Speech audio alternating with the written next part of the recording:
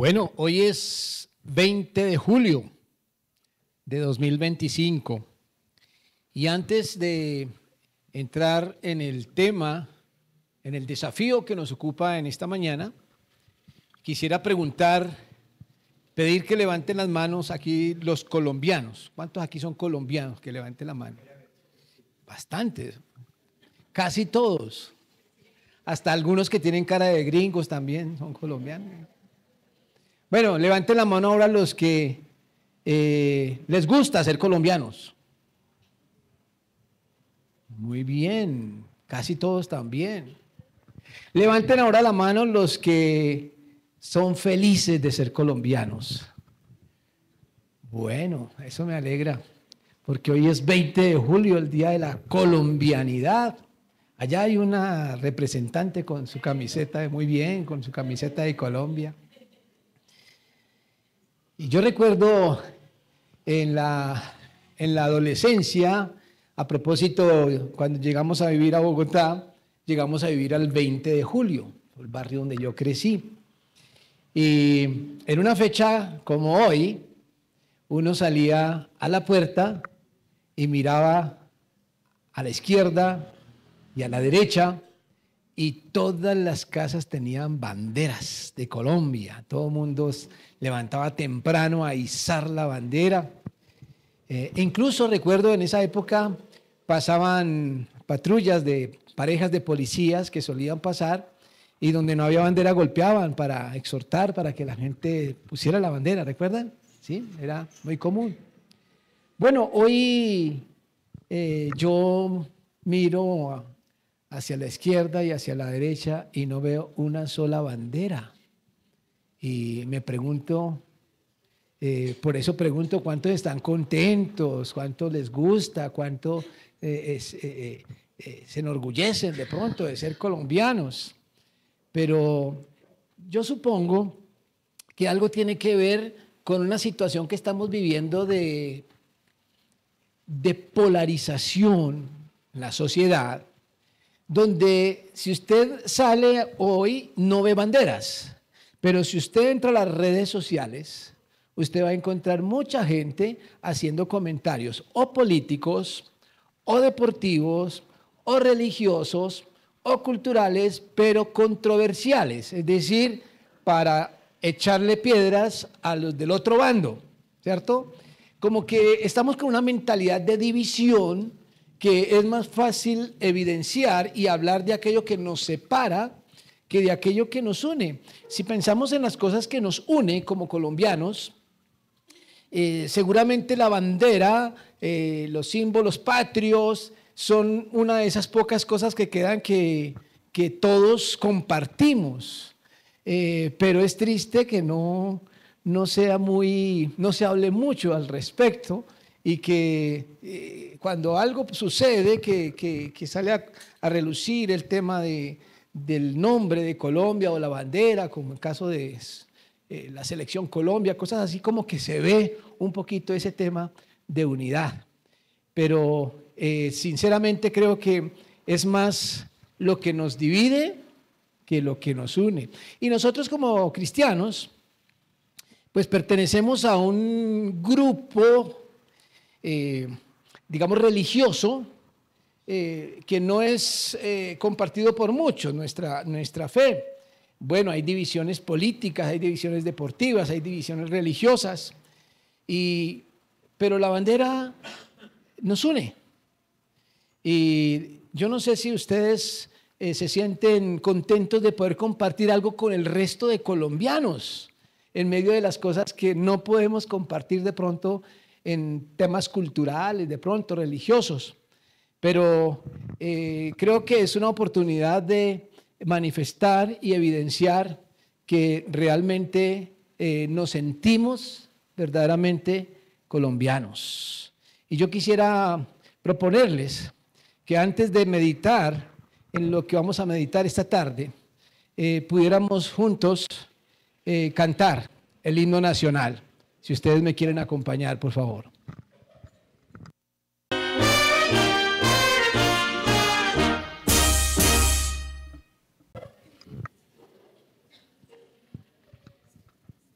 Hace algunos años, en un evento eclesial, incluso anabautista, portaba yo la bandera de Colombia en alguna forma, y un pastor, un teólogo, se me acercó y me dijo, pero usted, ¿por qué porta eso?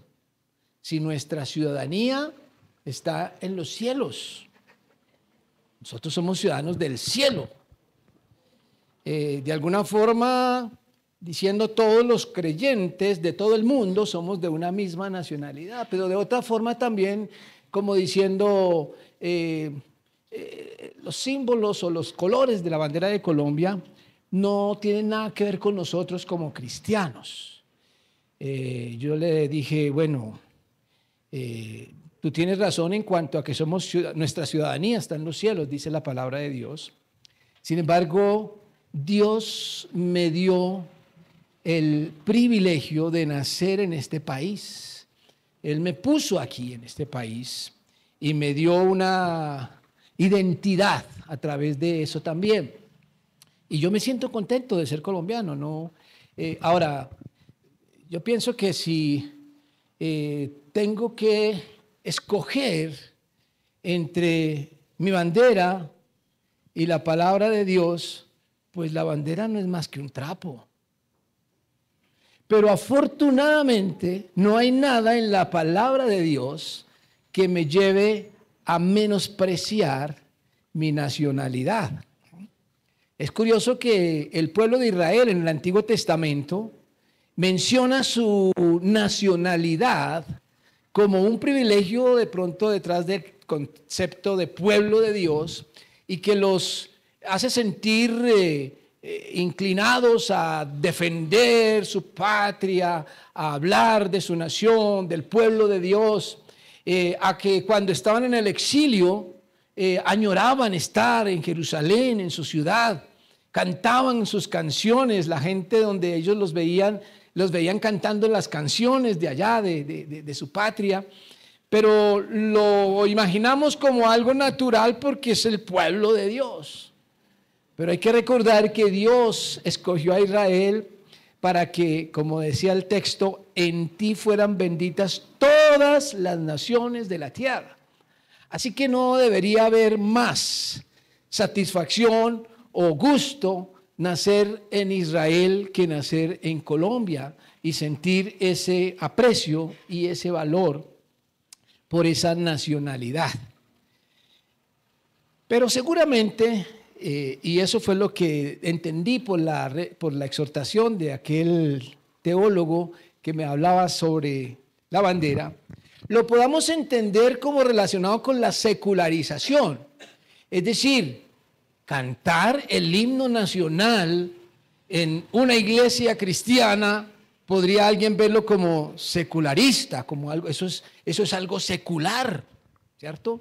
Y como que puede ser profanar el templo o algo por el estilo, o venir como Sandrita con la camiseta de la Selección Colombia en vez de venir con un atuendo más religioso, ¿cierto?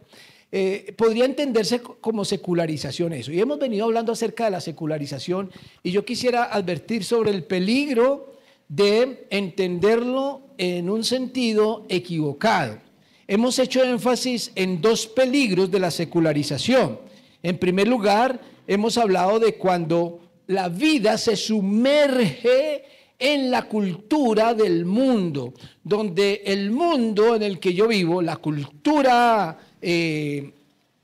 digamos, al margen de la fe, la cultura mundana, es la que impregna, es la que determina quién soy yo. Ese es un peligro, la secularización, estar sencillamente viviendo una vida al margen de la palabra de Dios y solamente guiado, digamos, por esos conceptos seculares. Pero otro peligro que puede haber, el otro extremo, si lo podemos llamar así, es cuando el creyente, aquel que tiene fe y que cree en Dios, vive una vida incoherente entre lo secular y lo sagrado. Es decir, cuando están asuntos sagrados en la iglesia, en una fiesta religiosa, en Navidad, en Semana Santa. Entonces allí manifiesta toda su espiritualidad, toda su religiosidad, toda su cercanía y su concepto de Dios. Pero si está en un asunto que no tiene nada que ver aparentemente con la fe, como, no sé, la vida laboral, la vida familiar, la vida académica, es decir, en el mundo estoy en otro asunto que no tiene nada que ver con lo sagrado, entonces allí puedo tener un comportamiento diferente porque estamos en otra cosa. Entonces como que uno puede tener una doble vida, dependiendo en el campo en el que se encuentre. Son los dos peligros de la secularización. Y yo quisiera que habláramos de este tema, enfocándonos particularmente hoy en un concepto que es el materialismo moral. Seguramente esta es una expresión que se utiliza en la filosofía y no quiero utilizarlo estrictamente en ese campo, pero es una forma de referirme particularmente a el materialismo en el campo del comportamiento del ser humano, entre el buen o mal comportamiento del ser humano, para no dejar la mente pensando en el materialismo en el sentido científico o en el sentido de la creación o de las cosas físicas o materiales, sino para referirme al comportamiento del ser humano. ¿En qué manera podemos nosotros caer en la secularización, pero desde el campo del materialismo? ¿Qué es el materialismo entonces moral o comportamiento materialista? Es cuando yo centro mi vida en asuntos estrictamente materiales, que se llega a determinar lo que es bueno y lo que es malo en la medida en que aporte a la vida material. Para tú decir si algo está bien hecho o está mal hecho es qué provecho te trae. Si te trae algún provecho material, entonces está bien que lo hagas. Pero si te perjudica, está mal. Entonces se mira lo bueno y lo malo en la medida de las ventajas o beneficios que produzca materialmente hablando.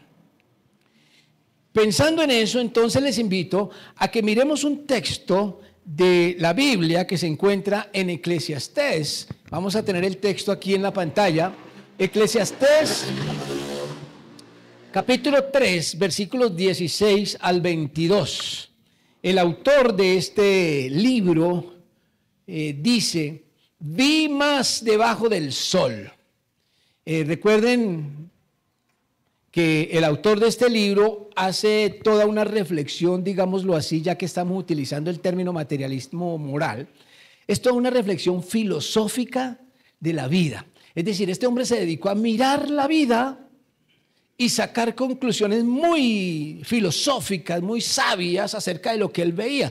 Él al comienzo del libro mismo lo dice: yo me dediqué a mirar, a observar la vida y hace toda esta reflexión. Entonces es un testimonio o una forma personal de decir las conclusiones a las que él llegó después de mirar la vida. Y dice por eso: vi más debajo del sol, en lugar de juicio, allí impiedad. Y en el lugar de la justicia, allí iniquidad. Es decir, que desde su condición y desde su posibilidad de observarla a la humanidad, en donde se esperaba que hubiera juicio, había impiedad. Y en una forma de paralelismo lo dice de dos formas. En donde debería haber justicia, encontró fue iniquidad. Ese es como el punto de partida que lo lleva a decir lo que encontramos en el versículo 17.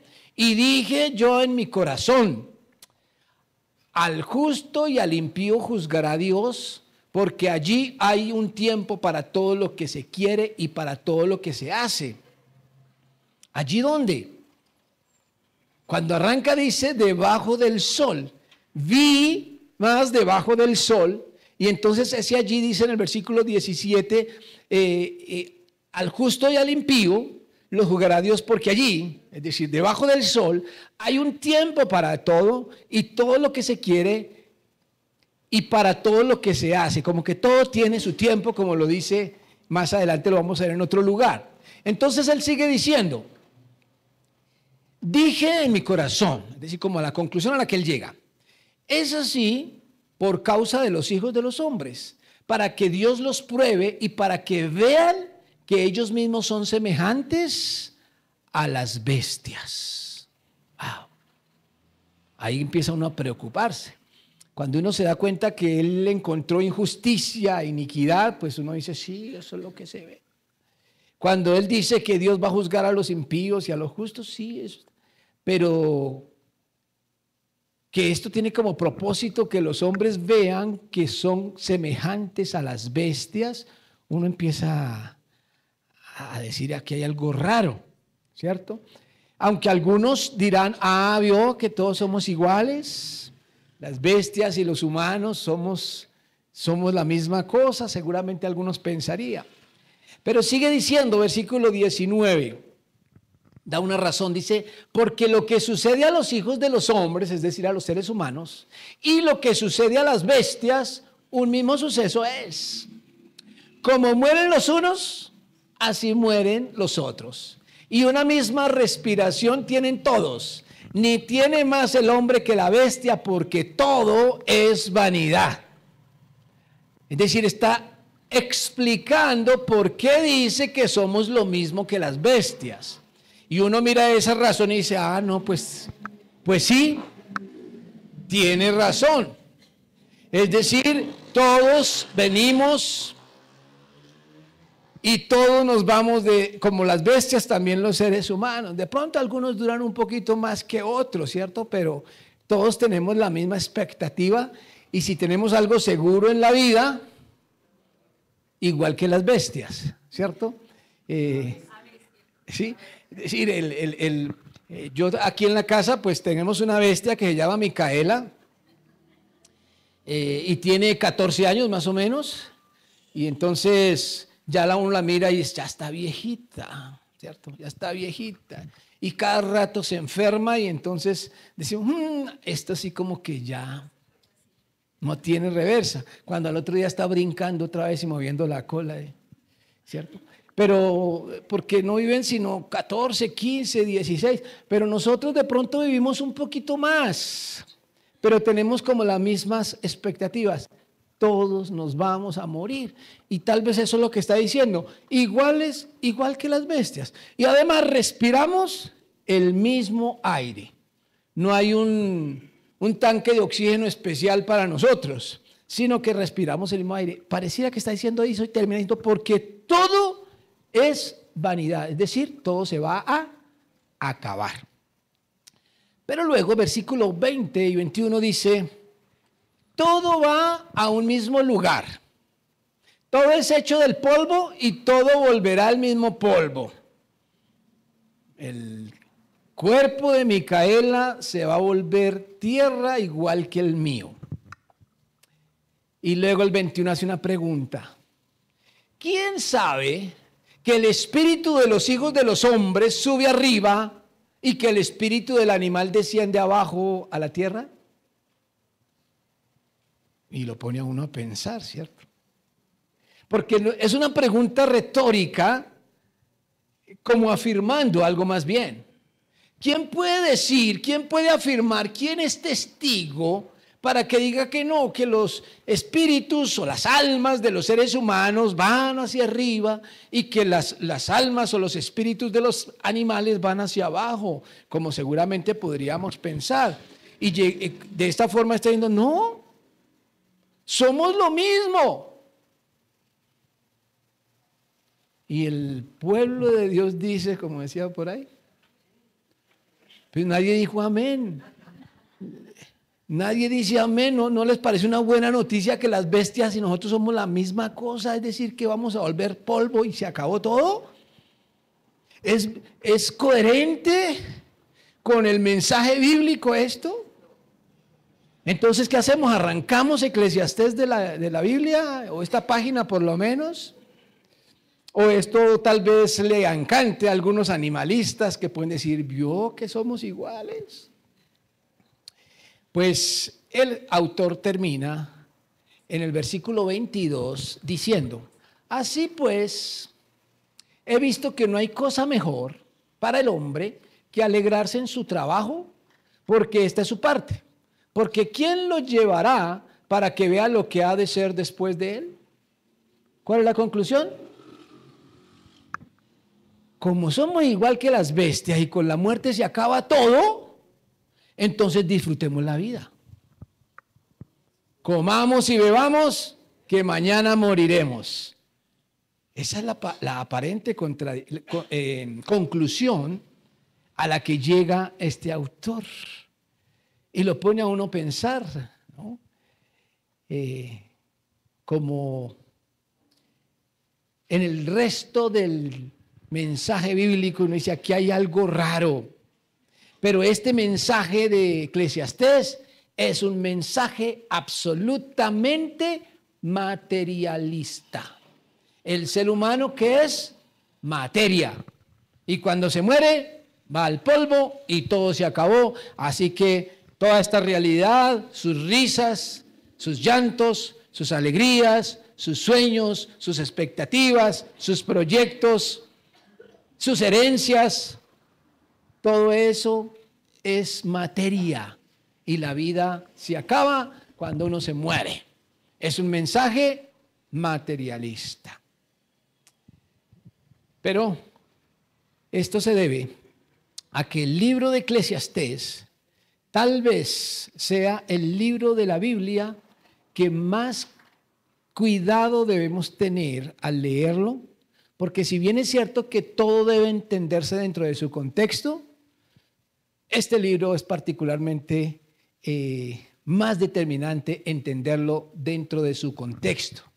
El libro de Eclesiastés es un libro lleno de misterio, pero que solo se puede entender cuando usted lee completo el libro. De este libro usted puede sacar unos verbios. Usted saca proverbios, un proverbio de proverbios o un salmo de los salmos, y es hermoso y completo. Y usted encuentra el mensaje ahí completo y queda claro. Pero de Eclesiastés no se atreva a sacar dichos sueltos, porque hay muchos dichos también en Eclesiastés. Pero no los vaya a utilizar sueltos si no ha leído todo el libro y ha entendido su mensaje, porque cada frase, por más sabia que parezca, tiene un contexto dentro de todo lo que él está mencionando. Y como es así, nos toca obligados al hablar de este pasaje, leer todo el libro en esta mañana o en esta tarde. ¿Tienen tiempo? Vamos a hacerlo al menos de una manera más rápida. El libro de Eclesiastés también se conoce como Cohelet, sencillamente porque el libro fue escrito originalmente en hebreo. Y entonces el nombre del libro es Cohelet, en hebreo. Cuando este libro fue traducido al griego, en una traducción que se conoce como la Septuaginta, algunos eruditos tomaron el Antiguo Testamento que existía en ese momento y lo tradujeron al griego para el mundo, digamos, del Imperio Romano, del contexto del griego. Y entonces al traducirlo le pusieron como título Eclesiastés, que Eclesiastés es griego. Eclesiastés viene de la palabra eclesía, de donde viene la palabra iglesia. Y tanto Eclesiastés como Cohelet significa el que convoca a una reunión, ¿sí? El lugar de reunión, o el predicador, o el que da el discurso. Por eso cuando comienza el libro, Eclesiastés dice algo así como palabras del predicador, ¿no? Dice, cuando arranca en el capítulo 1, utiliza precisamente el concepto de predicador, palabras del predicador, dice el versículo 1. Así que es un libro lleno de misterio, pero es un discurso, que tiene que verse todo el discurso, o escucharse o leerse todo el discurso. Ahí destaco el capítulo 3, versículo 1, que dice, todo tiene su tiempo y todo lo que se hace debajo de el cielo tiene su hora. Es una expresión, noten que parece un proverbio, ¿no? Y uno lo utiliza muy a menudo. Todo tiene su tiempo. Yo siempre estoy repitiendo eso en mi casa. Todo tiene su tiempo, porque hay personas que a veces se afanan un poquito para las cosas. Entonces yo digo, todo tiene su tiempo, hay que tener calma. Entonces aquí parece un proverbio, pero es un proverbio que tiene una clave. Todo tiene su tiempo y todo lo que se quiere debajo del cielo tiene su hora. Está hablando del tiempo como algo que es puntual, es para un momento determinado. Es decir, ¿qué pasa? Que se determina. Tengamos en cuenta eso y vamos a mirar algunos aspectos introductorios al libro. Primero, este libro es un libro de literatura sapiencial. Sapiencial significa reflexiones sabias y consejos, dichos sabios, ¿cierto? Tiene poesía, pero poesía sabia, llena de dichos sabios. Es el tipo de literatura y a mí me gusta siempre decir qué tipo de literatura es antes de estudiar algo, porque no es lo mismo llegar a un texto narrativo, cuando se está contando algo que pasó, o leer un texto didáctico o doctrinal donde se están estableciendo principios teológicos, o leer poesía, o leer profecía, o leer apocalíptica. Cada tipo de literatura tiene una particularidad para entenderla. Esta es literatura sapiencial.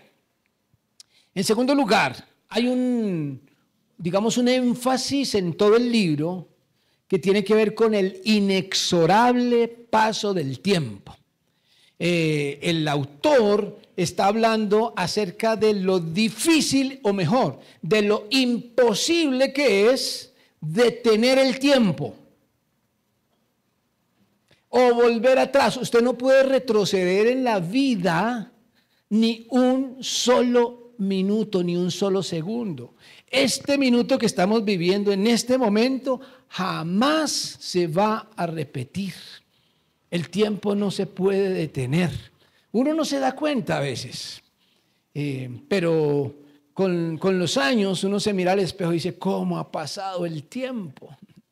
Aunque es más fácil verlo cuando uno ve a una persona que hace muchos años no ve. Y dice, ¿cómo está de vieja, no? Y esa persona está pensando lo mismo de uno, ¿cierto? Uy, ¿cómo está de viejo? El tiempo va pasando y es imposible detenerlo, y eso es algo que describe el autor de Eclesiastés. No se detiene el tiempo. Y dentro de ese énfasis, entonces él habla de tres cosas. Lo primero es que repite la frase, lo que está debajo del sol, o lo que está debajo del cielo. Son dos formas de decir la misma idea. Lo que está debajo del sol o lo que está debajo del cielo, para referirse sencillamente a lo terrenal. Es decir, esta realidad que nosotros podemos palpar, esta realidad en la que nosotros caminamos diariamente, a eso se refiere él con lo que está debajo del sol, para referirse a lo terrenal. Aparece 35 veces a lo largo del libro. ¿Cuántos capítulos tiene el libro? 12 capítulos. En 12 capítulos repite 35 veces esta expresión, lo que está debajo del sol. Esto ya lo pone a uno a pensar, un momento, el análisis que está haciendo el autor entonces es describiendo lo que él ve al mirar horizontalmente el mundo en el que vivimos. Por eso cobra relevancia otra expresión, y es cuando dice, todo es vanidad. Lo repite 32 veces a lo largo del libro, de 12 capítulos. Todo es vanidad. ¿Qué significa vanidad? Efímero, pasajero, que se acaba. Y él se refiere entonces a esa realidad que ve terrenal, debajo del cielo, todo se acaba. Todo es efímero, todo tiene su fin. Y en tercer lugar, repite también las palabras afán, molestia, aflicción, tres palabras que son sinónimas, que se pueden entender como sencillamente estrés, el estrés de la vida. Aparece 33 veces a lo largo de estos 12 capítulos. Noten que en la descripción de este autor es una descripción absolutamente deprimente. Cuando él analiza la vida terrenal, la vida en este mundo, pues todo se acaba. Todo por ahí en alguna porción, lo compartí algún día con los matrimonios aquí. Hay algo que él describe como lo más duradero que hay en la tierra. ¿Saben qué es? Lo más duradero que hay en la tierra es el matrimonio. porque es para toda la vida aquí en la tierra. ¿Sí? Los matrimonios, les tengo una noticia buena y una mala. La buena es que es para toda la vida. La mala es que no se pongan a pensar en qué va a pasar allá después, ni se vayan a buscar allá, porque eso es para acá, para la tierra nomás, pero es para toda la vida. Pero aún eso se acaba. Cuando alguien muere, se acaba su matrimonio. Eso fue lo que Dios permitió. Así que todo pasa en esta vida. Y por lo tanto, pues trae mucho afán, mucha aflicción, porque hay que trabajar, hay que luchar, hay que sacrificarse. Y uno vive hablando del estrés, de la carga, de lo dificultosa que es la vida, de la ingratitud que hay en la gente, de cómo se acaba todo. Miren, si hay algo que le cuesta a la gente es renunciar a lo que pasa.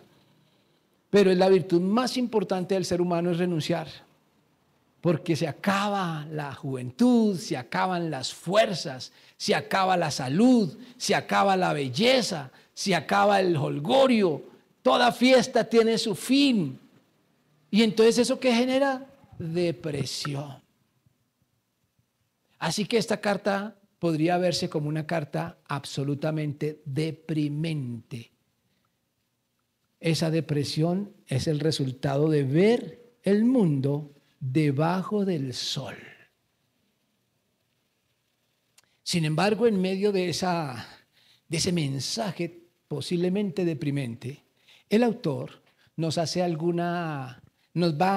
filtrando un mensaje que dentro de esos 35, 32 o 33 veces va metiendo unas perlitas que quiero mencionar aquí y ponerlas en la pantalla, algunas perlas muy importantes que nos llevan a una conclusión. Y lo primero que hay que decir es que Eclesiastés sencillamente nos está planteando la gran diferencia entre el cielo y la tierra. Él está hablando mucho de lo que se ve debajo del sol, pero las perlitas que nos va soltando tienen que ver con una realidad, es decir, con levantar los ojos y decir, oh, este mundo no es la realidad completa. Es muy poquito comparado con la verdad completa. Veamos esas perlas. Capítulo 3, versículo 14 dice, he entendido que todo lo que Dios hace será, ojo, no todo es vanidad. No todo pasa. Hay algo que es perpetuo. Todo lo que, ¿qué? Lo que Dios hace es perpetuo. Sobre aquello no se añadirá, ni de ello se disminuirá. En otras palabras, está completo. El proyecto de Dios, el diseño de Dios es completo y perpetuo. Y lo hace Dios para que delante de Él, ¿qué? Teman los hombres. Lo que Dios hace es perpetuo Él tiene un propósito, que los seres humanos teman a Dios. Segunda perla, capítulo 5, versículo 7. Donde abundan los sueños, abundan también las vanidades y las muchas palabras. Un proverbio sabio, ¿cierto? Y que nosotros lo hemos comprobado en carne propia. Vivimos en un mundo donde siempre nos están insistiendo, persiga su sueño, persiga su sueño.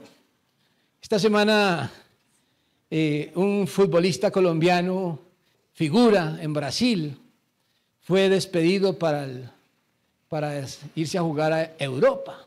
Y hacían el recuento de todos sus partidos y de todos sus logros y de todos sus goles que logró en Brasil. Y entonces entrevistaban, lo despidieron como un héroe, pues. Y el de técnico creo que era el que decía, ¿qué vamos a hacer? Él tiene un sueño y todos los que tengan un sueño hay que perseguirlo. Entonces uno anda persiguiendo sueños, ¿no? Pero todos los sueños se acaban. Se acaban. Un día se acaba y lo que antes era un sueño, un día llega a ser historia. Y donde abundan los sueños, también abundan las vanidades y las muchas palabras. Es decir, uno habla demasiado acerca de esos sueños. Pero dice él, pero tú, ¿qué significa eso? Sé diferente. No te aferres a los sueños sin un temor a Dios. Tú teme a Dios, dice. Nota que lo colocan en forma de contraste. El abundar en sueños puede ser que aparte al ser humano de temer a Dios, porque la persona pone su fe en sí misma, en sus logros y en sus capacidades. Sigamos viendo perlas. Capítulo 7, versículo 18.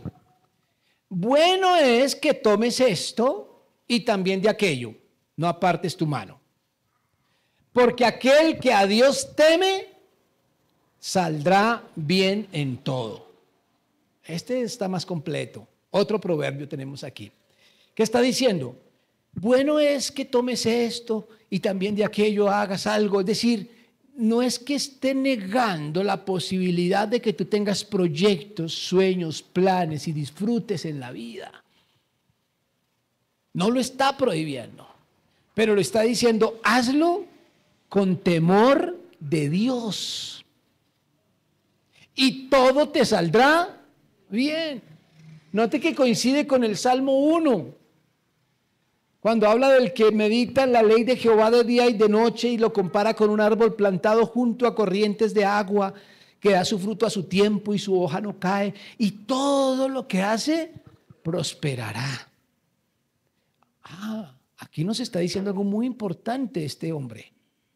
Porque está diciendo, entre toda la vanidad que hay debajo del sol, que cuando alguien teme a Dios, puede que incluso haga las mismas cosas que hacen otros seres humanos, pero a él le va a salir bien porque tiene una realidad doble. No piensa solamente debajo del sol, sino que teme al que está arriba del sol, a Dios. Tiene temor de Dios. Noten que aquí ya estamos viendo una repetición de una expresión, que es temor a Dios. En medio de lo que es vanidad, depresión, polvo de la tierra, todo pasa, aparece ese hilo dorado de temor a Dios. El temor a Dios le da sentido a las cosas que hacemos aquí en la tierra. Temer a Dios no es andar en las nubes y andar pensando solo en cosas espirituales. No, es vivir con los pies en la tierra, porque aquí en esta tierra nos puso Dios, pero con los ojos en el cielo. Puestos los ojos en Jesús, el autor y consumador de la fe. Sigamos leyendo todo el libro. Capítulo 11, versículo 5 dice, como tú no sabes cuál es el camino del viento, ¿o alguien sabe cuál es el camino del viento? ¿De dónde viene y para dónde va el viento? No, Jesús también dijo eso, ¿no? Tú oyes el viento y no sabes ni de dónde viene ni para dónde va. Entonces hay coincidencia aquí. Tú no sabes el camino del viento o cómo crecen los huesos en el vientre de la mujer encinta. ¿Qué tal el misterio del embarazo, no? Entonces él dice, así como tú no entiendes esos misterios, asimismo ignoras la obra de Dios, el cual hace todas las cosas. Hay muchos misterios que el ser humano no puede entender, pero todo lo ha creado Dios. Y Él, en medio de este mensaje aparentemente deprimente, está guiando a los destinatarios, a los lectores, a que entiendan que hay una realidad eterna que no lleva a la depresión, no lleva al estrés, no lleva a la angustia y a la desazón de todo se acaba. No, conocer al Creador es conocer la verdad absoluta y es lo único que no se acaba. Por eso capítulo 11, versículo 9, entonces él da un consejo a los jóvenes. Dice, alégrate joven en tu juventud. Como si fuera difícil decirle a un joven que se alegre, ¿no? La juventud siempre la utilizamos para la alegría. Dice, alégrate joven en tu juventud Tome placer tu corazón en los días de tu adolescencia. Anda en los caminos de tu corazón. Disfruta la vida. Pásala sabroso. Goza de la vida. Pero, sabe, entiende que sobre todas estas cosas Dios te va a juzgar. Una vez más, el autor no está satanizando el tener los pies en esta tierra que se va a acabar, en disfrutar de la vida. El problema es hacerlo ignorantemente de Dios, ignorando a Dios. Cuando una persona disfruta la vida, ignorando a Dios y con una mente materialista, todo es bueno en la medida en que le traiga placer. Pero cuando una persona tiene temor de Dios, no es el materialismo lo que le hace tomar una decisión, sino que escoge entre los placeres que se puede dar en esta vida, escoge lo que le lleva a una sana relación con Dios. Y eso es lo que él está mezclando en su mensaje. Por eso ya en el capítulo 12, terminando el libro, versículo 1 dice, por lo tanto, acuérdate de tu Creador en los días de tu juventud, antes que vengan los días malos. ¿Cuáles son los días malos? La vejez, tener que usar el bastón, la silla de ruedas, el caminador, las gafas, cuando viene la presbicia, cuando viene la dificultad para hablar, cuando vienen las enfermedades, cuando viene el caminar lentamente. Como dice la canción, ahora ya camina lerdo, lento, ¿cierto? Dedicada al Padre por los años de la vejez. ¿Y por qué los llama los días malos? Dice, y lleguen los años de los cuales digas, ay, no tengo en ellos contentamiento. O sea, la vida pierde el sabor. ¿Saben por qué la vida pierde el sabor en la vejez? Porque solo se está mirando hacia abajo.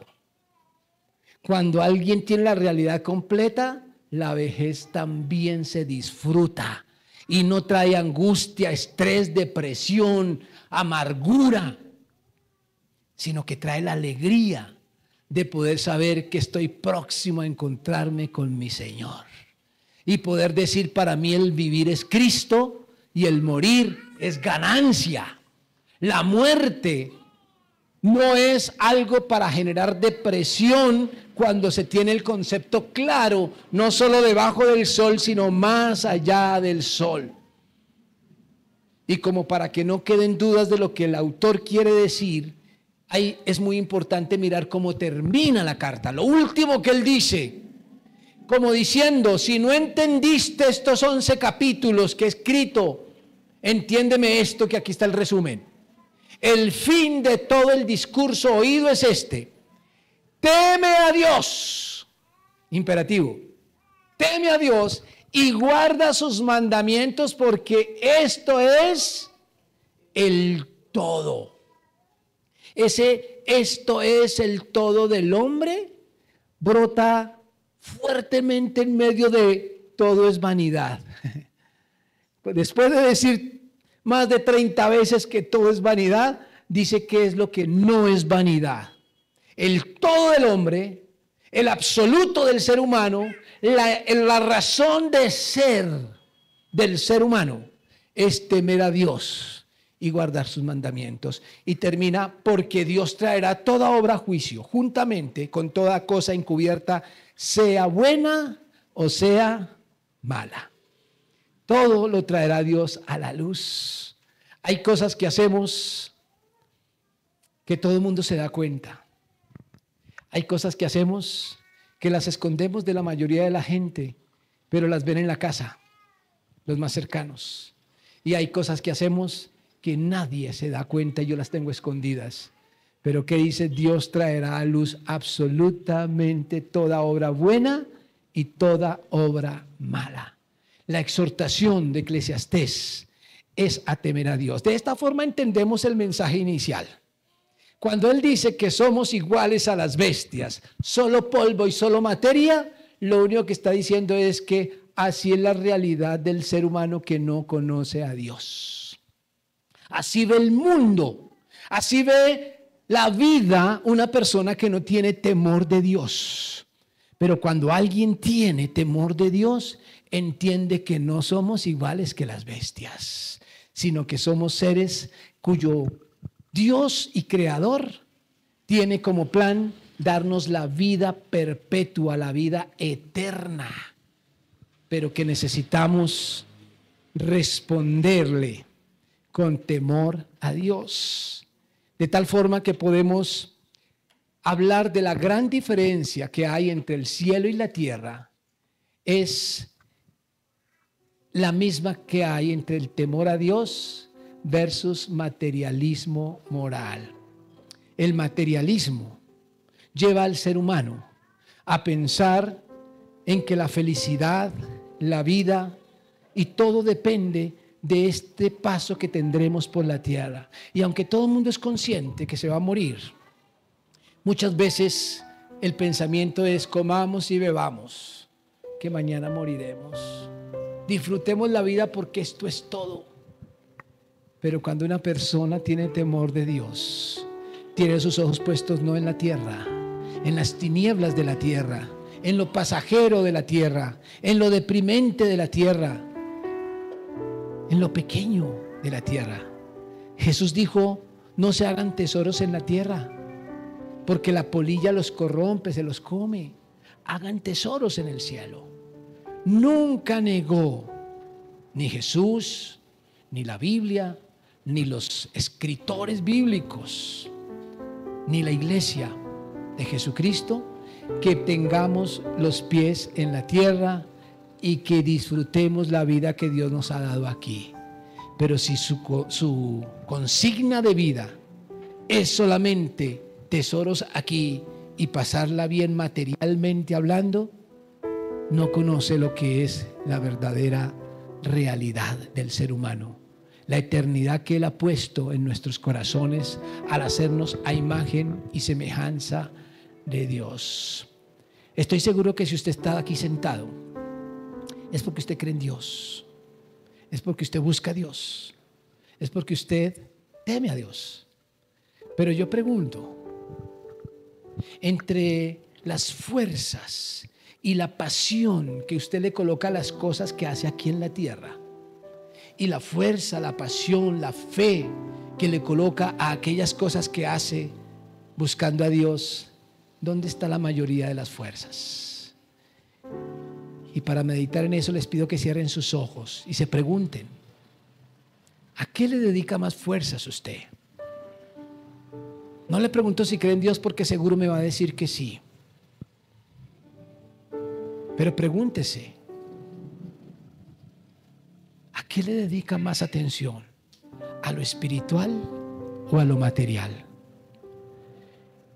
Si sus fuerzas, su pensamiento y todas sus energías están enfocadas en las cosas materiales, es posible que esté siendo materialista, un cristiano materialista. Y tal vez sea este el momento para confesárselo al Señor y decirle: Señor, perdóname. Perdóname, Señor, porque aunque creo en ti, me pasa como el joven rico. Tengo más los ojos puestos en mis riquezas, en mis capacidades, en mis sueños terrenales. Perdóname, Señor, porque aunque canto para ti, hablo de ti muchas veces, vivo estresado, vivo ansioso, vivo preocupado por lo que hay o por lo que no hay materialmente. Tal vez tengas que decirme a mí, como a tus discípulos: no os afanéis por el día de mañana, que habréis de comer, que habréis de beber, que habréis de vestir. Buscad primeramente el reino de Dios y su justicia, Señor, perdónanos. Perdónanos porque nuestras preocupaciones por los asuntos terrenales no son coherentes con la fe que decimos tener. Perdónanos, Señor. Gracias por esta tierra. Gracias por el país donde nos permitiste nacer. Gracias, Señor, por nuestra bandera, por nuestra nacionalidad, por nuestras posesiones materiales. Gracias porque tú nos has dado esas cosas.